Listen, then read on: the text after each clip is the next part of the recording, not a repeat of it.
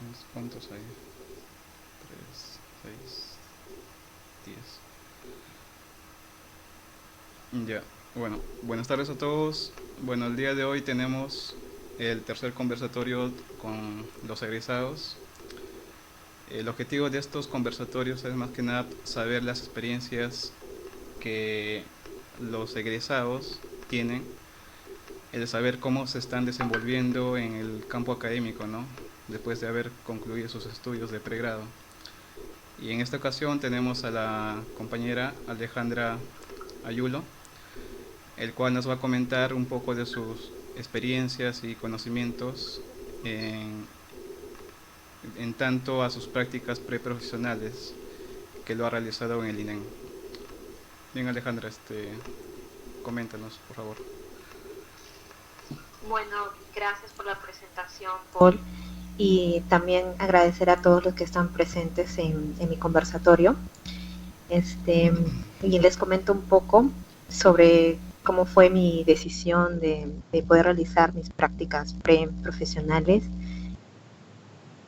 en el INEM desde los inicios, ¿no? Y también les voy a comentar en parte de mis diapositivas los trabajos que presenté al curso de prácticas pre allá en la universidad.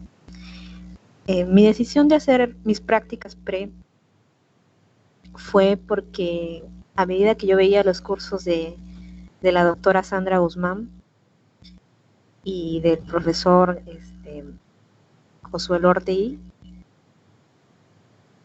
él nos llevaba pues a su hospital donde él trabajaba, y la profesora Sandra, bueno, pues en sus laboratorios pues lo hacíamos en el INEM, ¿no?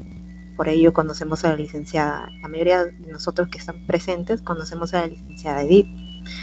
Entonces, cuando yo decidí que mi centro quería, ¿no?, el INEM, pues el primer paso fue investigar cómo postularme o cómo entrar, ¿no? Lamentablemente no recibí una asesoría, pero eso no fue un impedimento. Eso no fue un impedimento para poder entrar como practicante, ¿no? Y entonces fue cuando yo llego a educación, que es uno de los bloques que tiene el INEM, y que me informan de todos los pasos a seguir, ¿no?, para poder entrar al INEM. Primero, que era una carta de presentación del director de escuela de la universidad, en este caso, ¿no? En este caso era el profesor Arbulú, ¿no? Además, una serie de cosas que debía contener la carta de presentación, no solamente presentarte como que estás llevando el curso, sino también con qué fin, ¿no?, qué trabajo puedes realizar, ¿no?, y además quién puede ser tu tutor, ¿no?, dentro del área, ¿no? En este caso, mi tutora tendría que ser alguien pues que trabaja dentro del INEM, en este caso la licenciada Edith, ¿no? Y bueno, y así lo hice. La universidad no tenía un formato, pero yo les propuse, ¿no?, a la secretaria y al director de escuela de ese entonces, ¿no?, cómo debía presentarme, ¿no?, para poder, para que mi documento sea aceptado y poder realizar mis prácticas. No fue de un día para otro, me demoró la respuesta casi un mes, y eso, ¿no?, que había muchas solicitudes, y me programaron para enero. Yo lo había hecho en octubre, más o menos, para enero de este año, ¿no? Y entonces tampoco podía quedarme así. Entonces hice una reprogramación, otro nuevo documento, y ese documento demoró hasta principios de diciembre, en el que pude otra vez, ¿no?, reconsiderar la fecha, ¿no?, para que me lo adelanten. Y cuando ya recibí la carta de aceptación de parte de educación, ¿no?, que me aceptaba me pedían una serie de cosas, una serie de análisis, ¿no? Básicamente son 3, que es una placa de tórax, te pedían hacerte la tuberculina y también estar vacunado contra el tétano y la hepatitis B, o sea, tener tu control, tu chequeo, por lo menos las 3 dosis completas. Entonces, presentar eso y además llenar tu ficha de datos. Luego, después de una semana, recién me entregaron mi carnet, ¿no? Pero mientras pasaba todo eso, yo seguía investigando por mi cuenta mientras llegaba el documento, ¿no?, oficial de que me reconocían como practicante. Fui investigando más en el área de radiodiagnóstico, porque básicamente el INEM tiene 3 áreas en física médica, que es la radioterapia, medicina nuclear, y lo que es radiodiagnóstico, ¿no? Y cada una de esas subáreas, pues, quien depende para que te acepten, básicamente es el director del área, ¿no? En este caso, el jefe, ¿no? El jefe del área, por así decirlo. Y máximo se admiten 2 practicantes por área, ¿no? Y esa creo que es la política del INEM. No la manejo muy bien, pero por ahí que casi me dijeron, ¿no?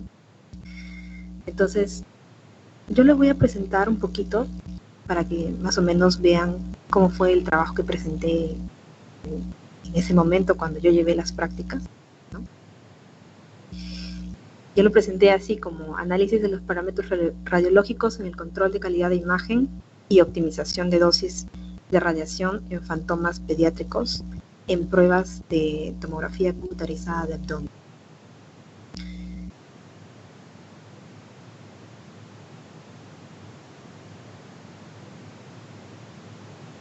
Paul, confírmame si todos pueden ver mi diapositiva.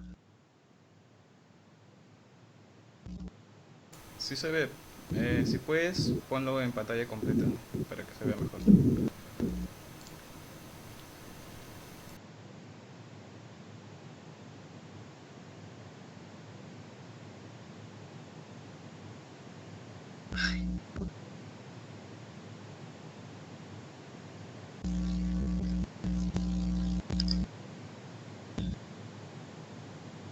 Bueno, acá está, enumeré las funciones del físico médico, ¿no?, en radiodiagnóstico, que es básicamente son 3: calcular las dosis a los órganos y las dosis efectivas, relacionarlas, la dosis al riesgo radiológico, e informar de manera certera el riesgo asociado al examen, analizar las mediciones de dosis en pacientes, extrayendo conclusiones en el contexto de optimización y realizar las mediciones y cálculos necesarios para determinar la dosis recibida por los pacientes, ¿no?, en un amplio rango de exámenes, como estudios de radiografía, fluoroscopía, TAC, mamografía. Esto es importante porque si no se tiene todo este panorama claro, los pacientes pueden sufrir una irradiación innecesaria y también el tiempo de exposición que tienen. Entonces, por eso se consideran todo esto que vengo conversando en los diferentes equipos que tiene el INEM, que son básicamente, tiene 2 tomógrafos, 2 TACs, 32 y 64 cortes, tiene un tomógrafo para resonancia magnética, tiene 4 ecógrafos, un equipo de rayos X movible, un equipo arco C para fluoroscopía y un equipo también para lo que es para exámenes de tórax. Entonces,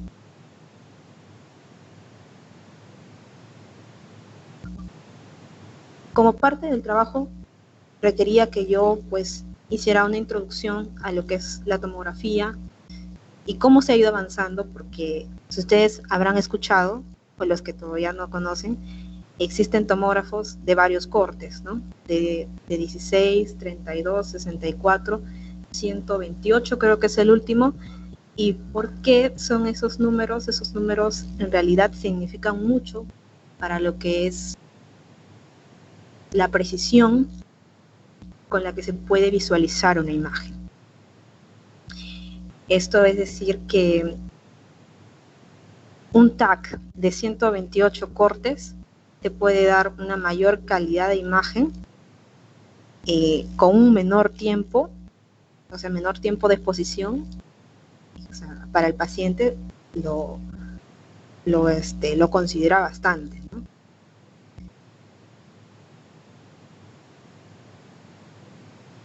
Y por ejemplo, en esta imagen se pueden dar cuenta, esto es parte de uno de los estudios a un niño de 5 años, creo, me parece, donde las flechitas señaladas son las partes a estudiar, porque las imágenes radiológicas muestran eso, no solamente ver el contraste, no solamente ver,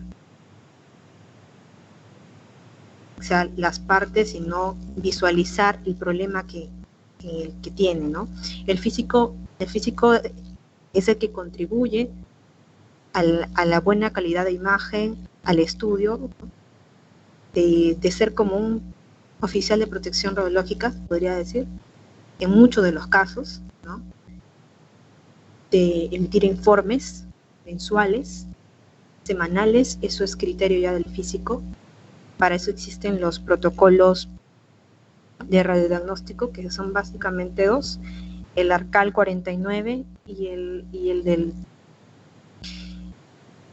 y el protocolo español, que lo pueden bajar de manera libre. Entonces, mediante esos dos protocolos son los que maneja el INEN para poder realizarle las pruebas al equipo. Eso se realiza siempre antes que el paciente entre, de acuerdo a la cantidad de trabajo que tenga. A veces ha habido meses en las que se ha habido como 50, 80 pacientes por mes, y en las diferentes máquinas que hay dentro del área de radiodiagnóstico, ¿no? Entonces, nosotros también llevamos un Excel donde podemos dar a un mayor seguimiento a las personas que, por ejemplo, hayan reincidido en el mes por algún diagnóstico, ya sea cateterismo, que he visto bastante, ¿no? Y ver sus dosis acumuladas, ¿no? Durante el mes. Eso ya llevarlos a cálculos, porque eso lo hacen los físicos, y es básicamente para medir las estadísticas y también para poder hacer nuevas pruebas que permitan que los pacientes que sean reincidentes durante el mes, tratarles de bajar la dosis acumulada, ¿no? Antes de hacerle un debido procedimiento. Entonces, uno de los casos que vi bastante fueron de niños de 0 a 5 años, ¿no? Por eso que lo llevé a una estadística, y por eso que ponen ante el incremento del 25% del número de pacientes, es que vi necesario poder hacer un previo estudio, ¿no?, a esta población de niños de 0 a 5 años, ¿no?, que si eran considerados de acuerdo a su volumen, de acuerdo a su peso, de acuerdo a su tamaño, para que ellos pudieran entrar, pues, ¿no?, a los TACs. Y a medida de eso, identificar los factores, ¿no?, que influyen en las dosis que le llega a esta población. siguiendo, claro, siguiendo el rango que nos da el protocolo de radiodiagnóstico español.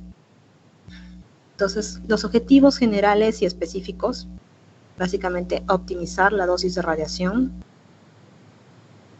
en los fantomas de diferentes diámetros y determinar los factores radiológicos en la calidad de imagen. Me detengo un poquito aquí porque es hacer como una prueba, ¿no? En este caso, los diámetros representarían a la población, ¿no? de los pacientes que están recibiendo radiación, ¿no? Y además, determinar qué factores van a influir en la calidad de imagen.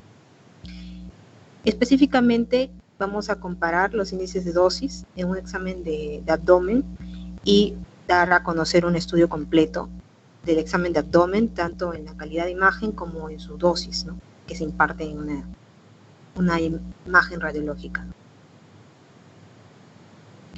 Entonces, para eso tenemos que conocer un poquito de lo que es el CTDI. El CTDI, que es el índice de quema de aire. Este CTDI es la ponderación, ¿no? Es una ponderación en la que tú, mediante la medición de diámetros, de lo que tú estás haciendo el trabajo, vas a poder determinar cómo influye, ¿no? En tu calidad de imagen. Para eso tenemos que considerar el ruido, tenemos que considerar el ruido en la imagen, me refiero. Tenemos que considerar también el contraste, ¿no? Y las ecuaciones que influyen en eso. Entonces, siempre es bueno tomar de referencia lo que nos dice la Comunidad Europea, ¿no? El CTDI promedio, ¿no? Para cada tipo de estudio, ¿no? En este caso, el abdomen de un niño, ¿no? Los valores de CTDI, tomarlos en cuenta para nuestro trabajo, que era justamente ver cómo influía, ¿no? Al variar el diámetro, cómo influían los factores en la calidad de imagen de la población de 0 a 5 años. Entonces, la metodología fue la siguiente, ¿no? Pueden ver ahí 4 diámetros, 12, 16, 20 y 24. Y esos circulitos en negros en realidad son donde se van a poner una especie de cámaras de ionización, ¿no? Para poder saber cuál es su registro y a su misma vez el cálculo, ¿no? De dosis. Acá podemos ver, esas son las imágenes del PAX, que son las famosas imágenes DICOM, ¿no? Que el profesor José Carnas ya nos decía en la clase de Monte Carlo. Estas son las famosas imágenes DICOM. Estas imágenes nos permiten tener un panorama, ¿no? Tanto de la imagen frontal como la imagen lateral de los fantomas que se utilizaron para poder comprobar esto. Pueden ver los KBs en 4. Vamos a poner un ejemplo de que tenemos un reloj. Ese reloj se parte en 4. En 4, me refiero 3, 6, 9, 12, vamos a ponerlo así. Entonces, esas bolitas negras que yo les vendría diciendo, ahí es donde se va a colocar las cámaras de ionización a un determinado kV, kilovoltaje. Para cada diámetro se hizo el procedimiento, ¿no? Como lo pueden ver.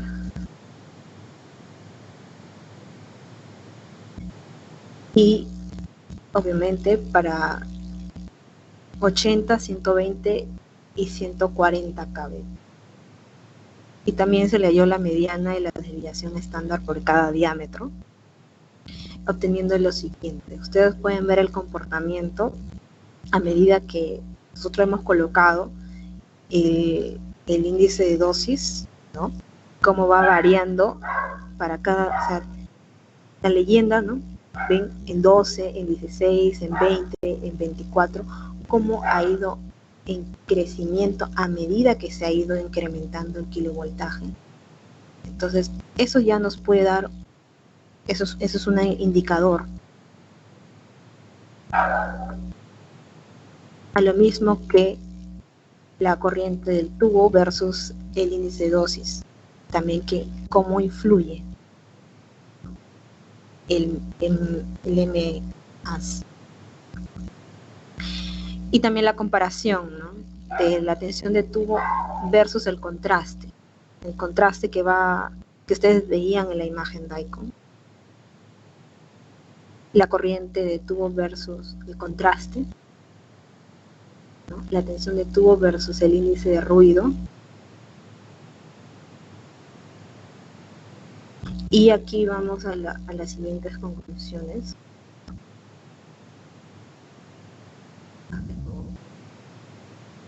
Aquí, en esta investigación,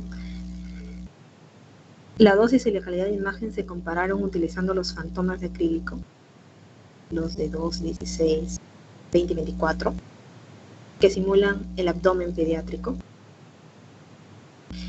En las características e imagen de la dosis depende de los cambios de voltaje y de la corriente del tubo, ¿no? Entonces, la recomendación y el aporte es que las tomografías computarizadas, ¿no?, en pacientes pediátricos se realicen después de establecer un voltaje y un corriente de tubo de acuerdo al diámetro abdominal del paciente, es decir, que se considere antes de que el niño se realice un TAC de abdomen, la medición del diámetro de su abdomen, porque ustedes han visto cómo se ha ido incrementando mediante la cámara de iniciación colocada, ¿no?, de manera periférica y central. Entonces, eso fue parte del trabajo que estuve haciendo en el INEM, como muchos otros, ¿no?, como muchos otros también que por ahí tal vez se pueden realizar en webinars posteriores, porque les diré que el INEM no solamente uno aprende cómo es el funcionamiento de las máquinas, saber el principio físico, sino también el INEM te da la oportunidad de poder participar en congresos, de poder participar en papers de investigación, que no solamente eso, pueden ser incluso como propuestas para ser presentadas al jefe institucional, que es el doctor Eduardo Payet, pero con la debida fundamentación. Es como el BRIN, ¿no? Es como el BRIN que tú vas y das tu formato y concursas. Entonces también sucede lo mismo en el INEM, y más si eres practicante. Con tu asesor buscan un tema, buscan la parte de la financiación que le va a costar al INEM, el equipo que se tiene que comprar, o el fantoma que se tiene que también elaborar, porque también se manda a construir de acuerdo a las medidas que tú le des. Pero todo tiene que estar debidamente en un formato. No sé si hasta el momento tienen alguna pregunta que hacerme.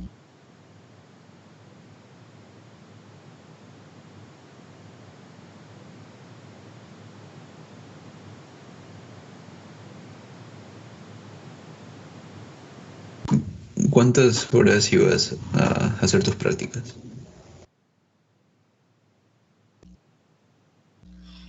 Bueno, mis prácticas eran de lunes a sábado, de 7 de la mañana hasta las 2:30 de la tarde.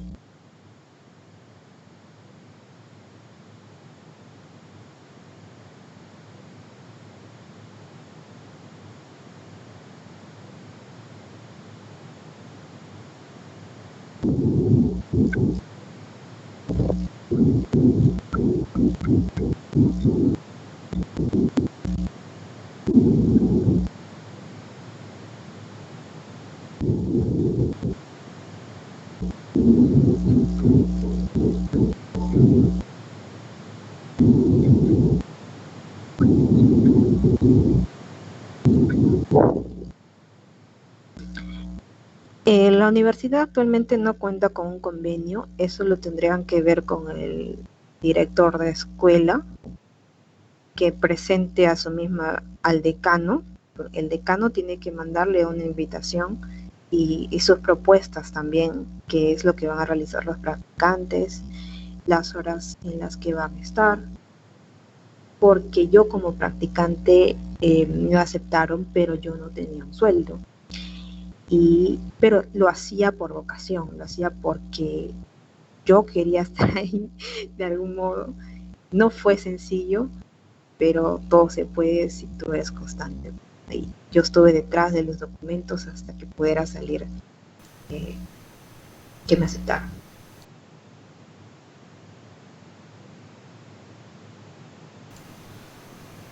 Claro, días antes me habías comentado, ¿no? Bueno, estábamos conversando que estarías dispuesta tal vez, si hay interesados en la escuela, realizar una especie de webinars.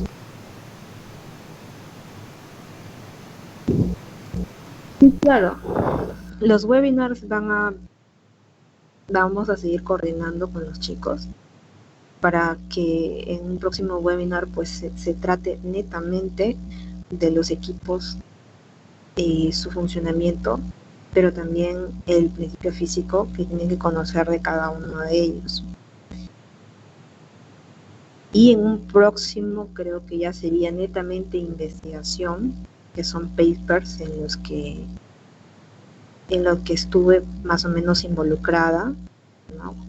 Con la licenciada Edith y con el físico también es Fernando Pachas, Fernando Márquez, perdón, Fernando Márquez. Ambos son del área. Y bueno, sería bueno.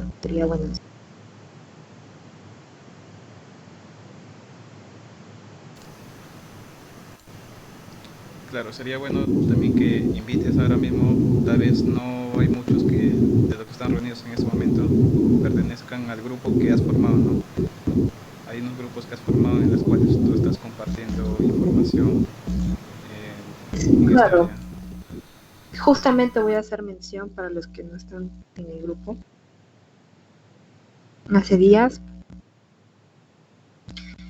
hice la iniciativa de crear un grupo netamente para los que están próximos por llevar las prácticas, poder hacer crecer el grupo con algunos de los administradores, que ya los conozco y algunos los estoy conociendo, más que todo por incentivos, ¿no? de que ustedes también puedan tener la oportunidad de hacer sus prácticas, tal vez con mi asesoría, ¿no? Si es que quieren el INEM y si es que desean una clínica, pues también, ¿no? En esa parte estamos coordinando y bueno, yo como he estado pues tiempo en el INEM, me han podido compartir charlas, he estado presente en algunas capacitaciones técnicas, representando más que todo a la licenciada Edith porque, bueno, ella es la única del área, entonces ella no podía con todo y a veces yo iba en su representación y es por eso que tengo todo que les he venido compartiendo en el grupo. Asimismo, también creé netamente un grupo de WhatsApp que es para algunos exámenes, ¿no? Algunos exámenes tanto del IPEN, de la maestría de la UNI, o algunas otras informaciones que se posteen por ahí. Son cosas que también fue una iniciativa para poderles compartir y tener una asesoría pues con los profesores, ¿no? Como la doctora Sandra, está Anthony Paredes, está, ahora creo que está Ricardo Palma y José Cárdenas también está, y otros físicos que se unan pues a la iniciativa también.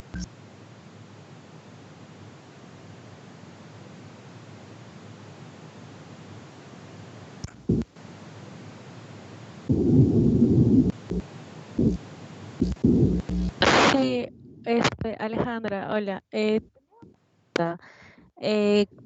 ¿Hasta qué punto como practicante uno tiene quizás alguna cercanía o entra en un, quizás parte de un diagnóstico de tratamiento de un paciente, o como practicante se les limita y no se les integra esto, cómo funciona más que todo ese proceso, ¿no? A veces como practicante quizás podemos tener miedo a fallar en algún cálculo, no lo sé, ya que estamos arriesgando la vida del paciente. Si nos puedes aclarar un poquito ese punto, gracias. Sí, claro. Sí, claro. El practicante, primero, sus funciones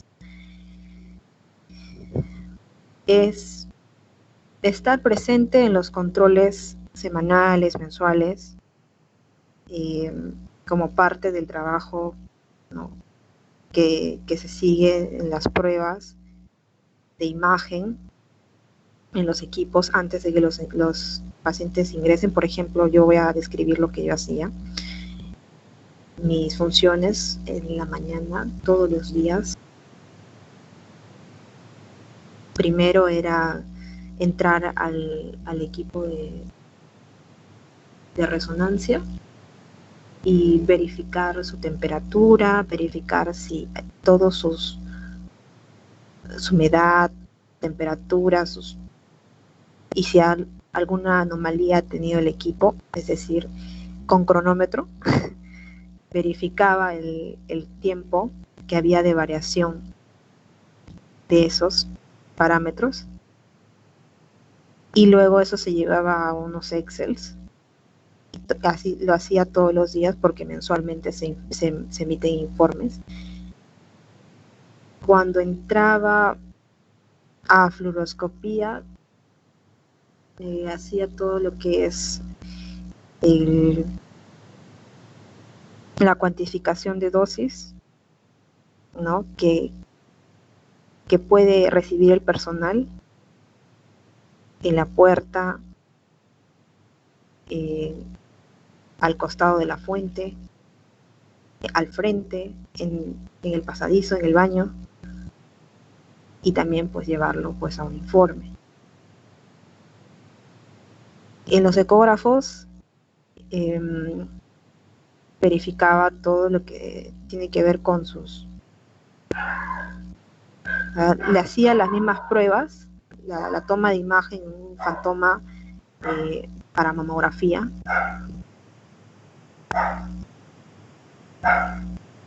y igual en tomosíntesis, en varias de las máquinas participaba.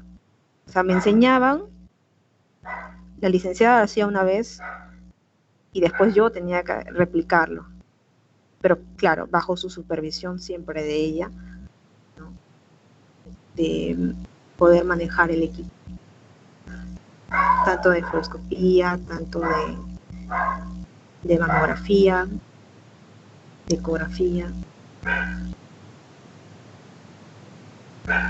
y eso. Esas eran básicamente las funciones que yo hacía en el ENEM, y después de terminar todo eso, recién iba a la oficina a sacar las imágenes del PACS, usar las imágenes de ICON y poder hacer mis estadísticas, ¿no?, de lo que hice la toma de imagen, y ver si está dentro del parámetro, dentro del rango, que está el límite en el protocolo español de radiodiagnóstico para la prueba que le hice. Básicamente era eso. Y participar obviamente en las charlas, en las conferencias que se den, porque ahí siempre hay capacitaciones técnicas para el personal, para los tecnólogos médicos, para los enfermeros.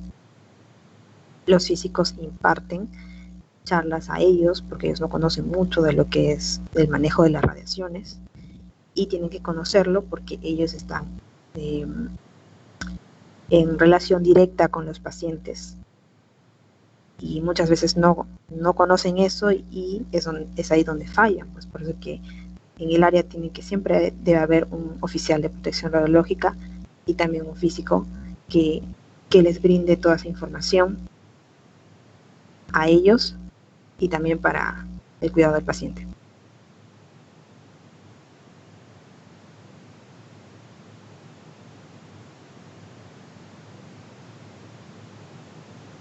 ¿Alguna otra pregunta más?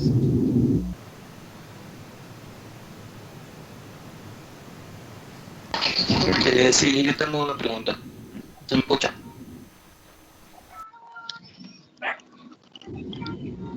¿Se me escucha? Ya. Alejandro, ¿cuánto tiempo, lo digo por desconocimiento, cuánto tiempo demoraría en el proceso de hacer práctica para que uno pueda ya ejercerlo, trabajarlo? No, bueno, no sé cómo será presentar un informe o alguna cosa que te avale para poder, luego de estar en el proceso de prácticas, poder aplicarlo. El periodo depende, bueno, en este caso la profesora Sandra me dio pues la asesoría de que pida 6 meses, lo considerable es que pidas 3, y es que el INEM también no te reconoce esa parte, ¿no? Porque tú puedes poner que incluso que está 6 meses, pero te va a reconocer máximo 2 a 3 meses por certificado, porque son sus políticas de ellos. Y con eso, o si no, con una carta, ¿no? De parte del jefe de área que te haga a ti, que tú has realizado tus prácticas, que has dejado algún trabajo, que eso la tutora, pues, o el tutor del área te designa.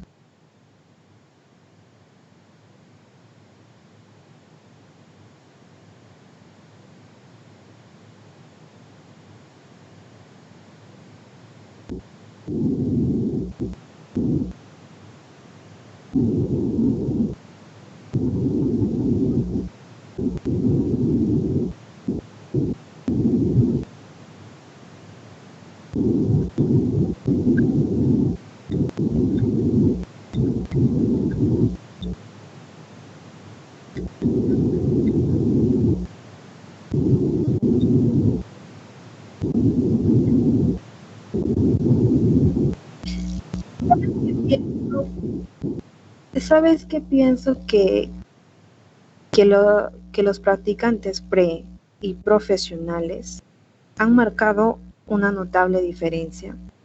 Cuando yo más o menos me enteré que los practicantes pre no tienen un convenio ni pueden acceder al comedor popular, ¿no?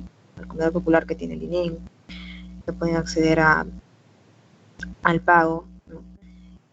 Los practicantes profesionales lo pueden pedir, o sea, pueden solicitar, pero tienes que pagarle una remuneración, me parece que de 300 soles mensuales al INEM por realizar pues tu práctica. Son prácticas que tú tienes que pagarlas.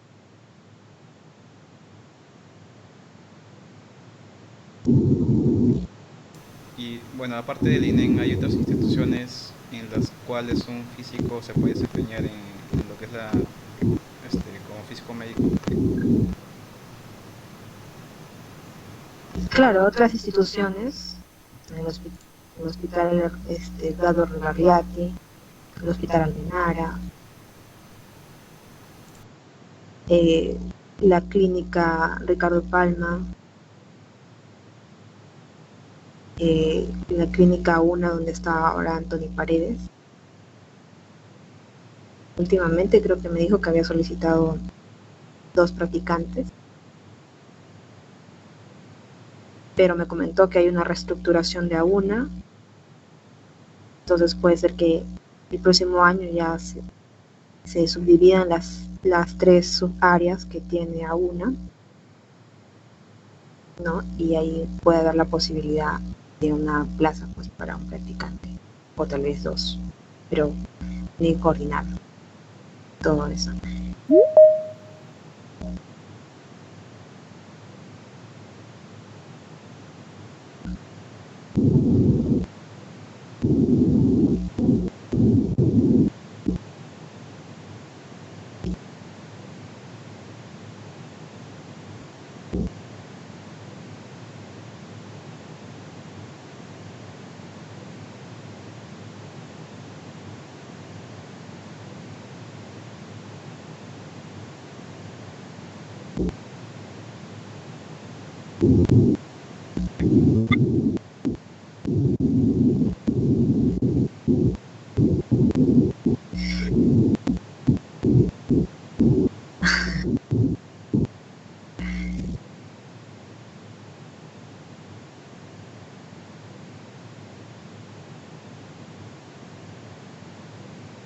Sí, sí, hoy día expreso pues mi saludo a los profesores, los que Mira. por ahí estará, de repente esto va a estar en YouTube, ¿no? Saludar a la profesora Sandra, al profesor José Cárdenas, a Antonio Paredes, a Ricardo Jaina,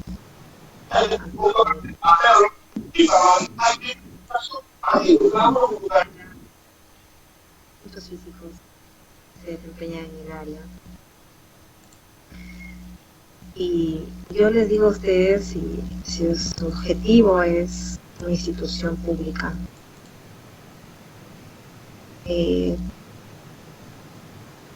no se rindan.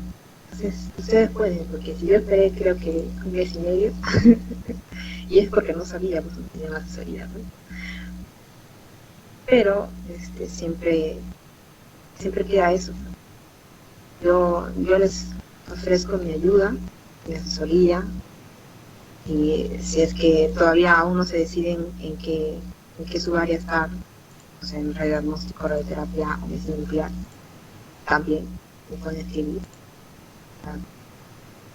ya sea por el chat, ya sea por el grupo, o sea, por el chat me refiero de el WhatsApp que he creado directamente para lo que es estudiantes, egresados también, que se unan, y también por el grupo del Facebook. Muchos de ustedes deben tener mi Facebook personal también estaré contestando sus preguntas, sus dudas sobre a qué subárea ir, porque también conozco dentro del INEM también conozco físicos de radioterapia y en medicina nuclear. Entonces, también les puedo dar por ahí una asesoría ayudadita. Y si es el caso de clínica también, tendría que conversarlo con Anthony o con algún otro físico que esté dispuesto a que nosotros podamos seguir nutriéndonos de conocimientos de acuerdo al área que les llame la atención, porque a mí me llamó la atención de la calibración de equipos médicos, pero de repente a ustedes les llama la atención el volumen de tratamiento, el PV, las cosas, la radioterapia, de repente algunos la fuente de yodo, practican un poquito de braquiterapia, porque los de radioterapia básicamente hacen también braqui.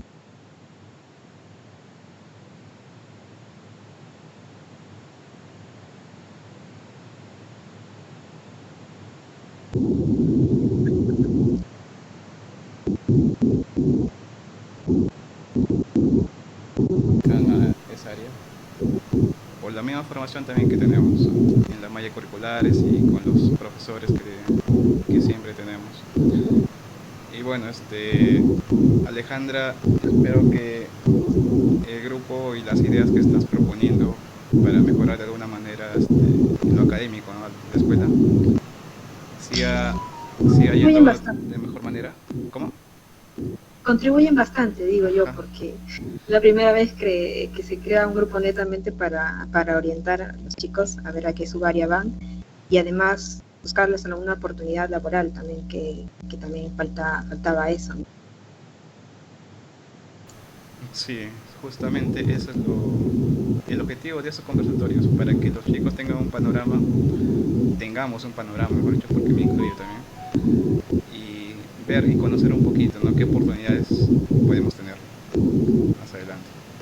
Bueno, te agradecemos, Alejandra, por el día de hoy, por compartir tus experiencias, tus conocimientos con nosotros, y esperemos tenerte, ¿no? En otra oportunidad para tal vez Sí, en el webinar que has comentado, ya seguramente vas a dar a conocerlo más adelante.